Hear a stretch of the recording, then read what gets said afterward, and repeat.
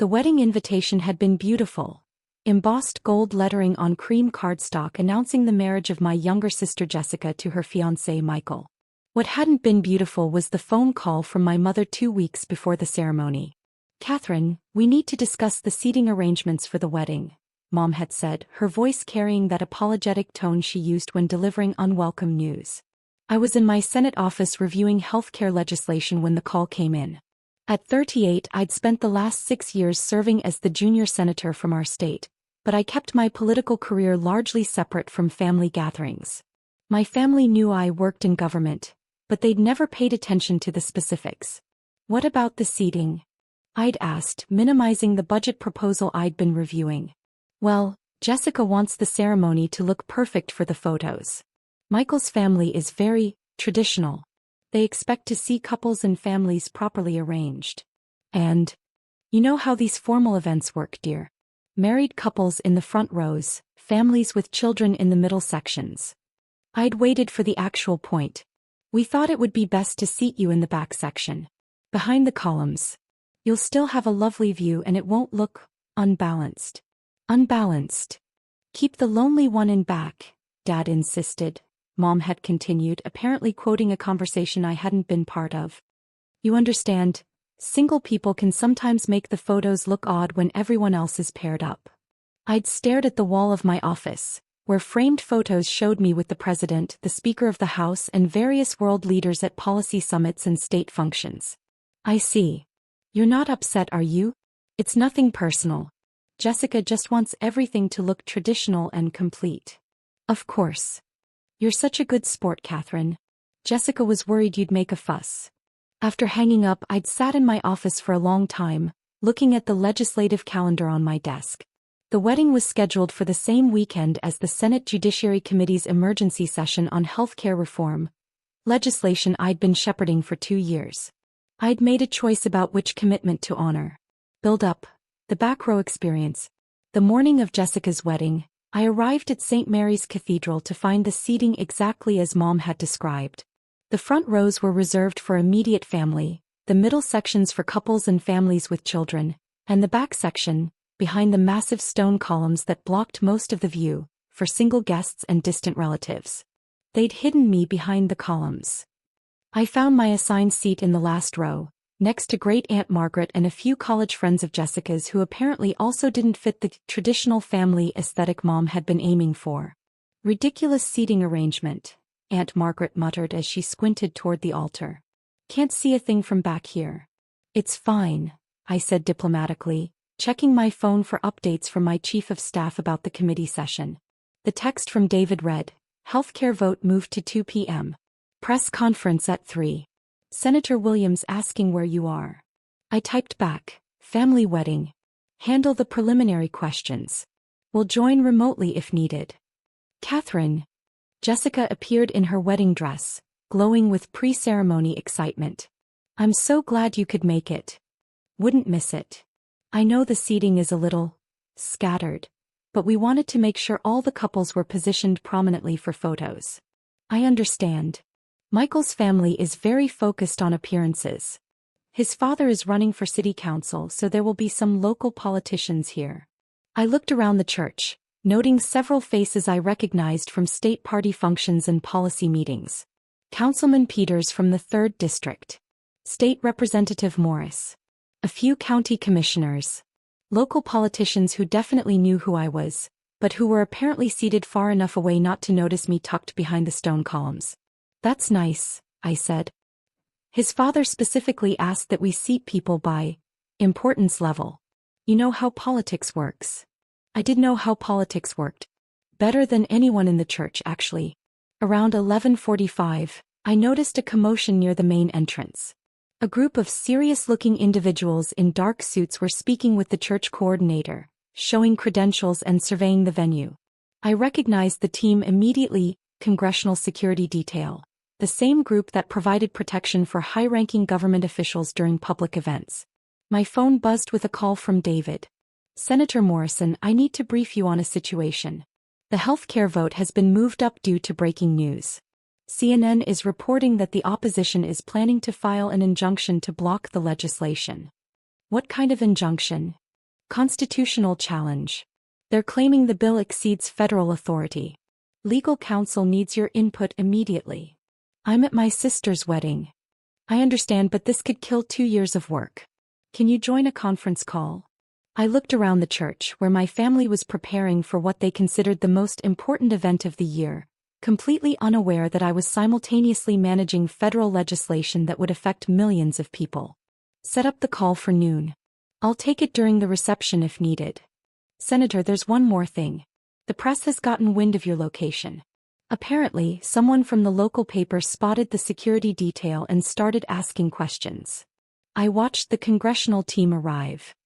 Through the church's stained glass windows, I could see additional black SUVs pulling into the parking lot. The congressional security detail was taking no chances with a senator's safety, even at a family wedding.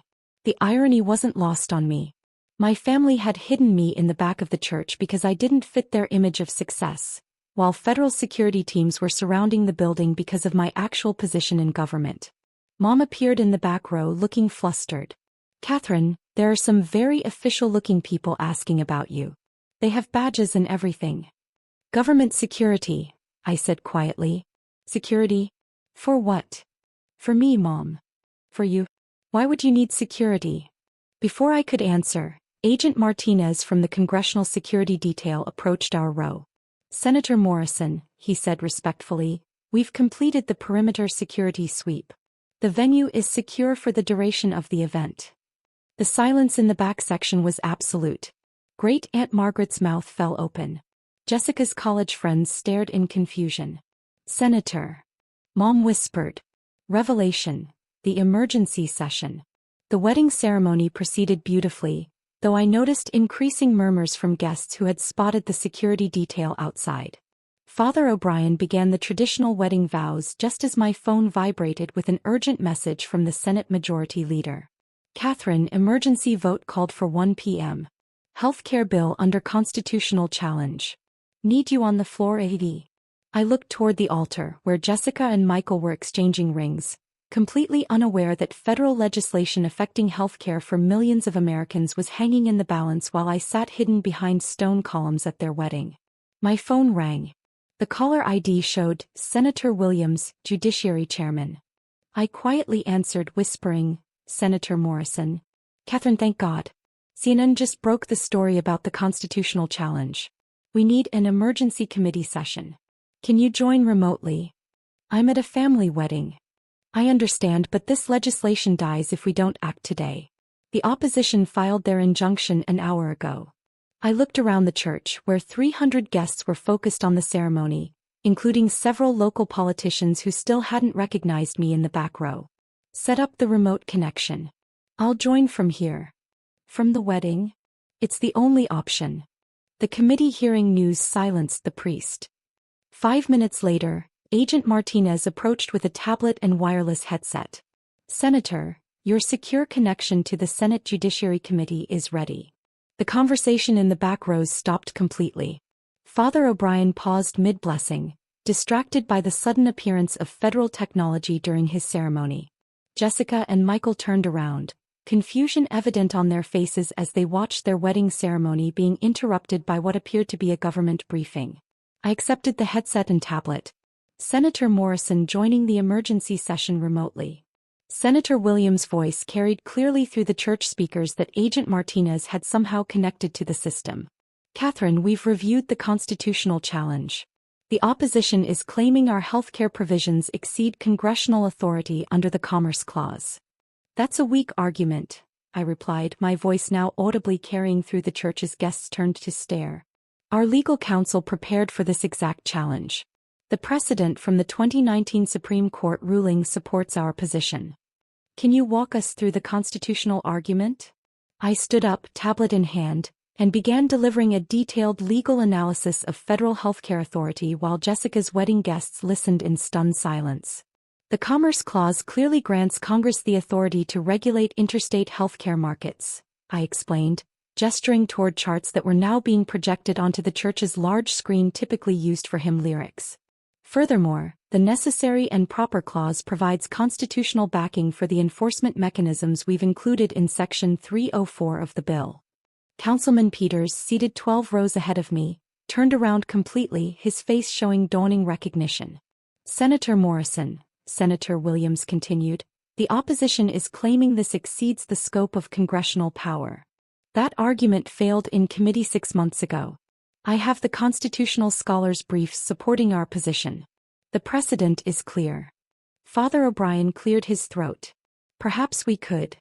One moment, Father, I said, still focused on the committee session. Senator Williams, I'm recommending we invoke the Emergency Procedures Clause and call for an immediate floor vote. The constitutional challenge is frivolous, and delay only serves their political strategy. The church had gone completely silent except for my voice explaining federal legislative procedure to a Senate committee while my sister stood at the altar in her wedding dress. Mom appeared beside me, her face pale. Catherine, what is happening? I'm managing federal healthcare legislation, Mom. Same as I do every day. You're a senator? Junior Senator Catherine Morrison, 6 years in office, currently chairing the subcommittee on healthcare innovation. Dad materialized in the back row, looking like he'd seen a ghost. You're Senator Morrison? The one on the news. Stat. I'm the one on the news.